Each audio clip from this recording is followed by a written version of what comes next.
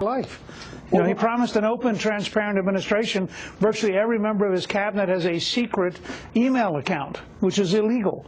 You just go down the list of things he's promised that he failed on, and it's nice to notice that the New York Times actually found something on which they have lost faith in him. What do you think about the sheer numbers in the Verizon case? And then, of course, we have the PRISM issue, which literally they're monitoring the servers of Microsoft, Yahoo, Google, Facebook, AOL, Skype, YouTube, Apple. The scope seems massive.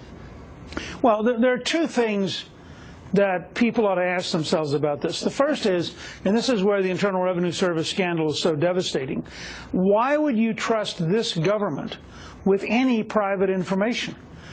This is a government which we clearly know now with the IRS was asking Christian conservative groups, what were you saying in your prayers? They were asking an 83-year-old woman what she was saying at her coffee club on Friday mornings. Why would you trust? I mean, I think this is a huge problem that people have to really ask themselves, do you really trust this government with that kind of information? But there's a second problem, Sean. When you gather all this data, you don't know what you're looking for. With all this information, why couldn't they figure out that there were two Chechens who had bombs in Boston? Why couldn't they figure out that there was a Pakistani who was creating a car bomb in Times Square?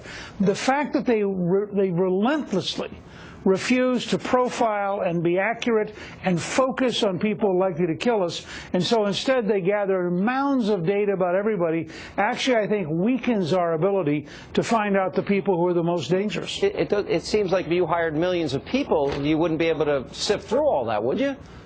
Well, they do it all by computer and by code word and looking for specific things. But it's obvious. You can ask yourself the question, if they had all this data, how come they didn't find either the Pakistani car bomber in New York or the two Chechen bombers in Boston? What does that tell you? How come they couldn't find Major Hassan, who, by the way, is still getting paid his salary 43 months after he was imprisoned for killing 13 Americans at Fort Hood? I mean, you have to ask yourself, what is it they're missing when they have all this information on innocent people and they can't figure out who the guilty are? You know, it's also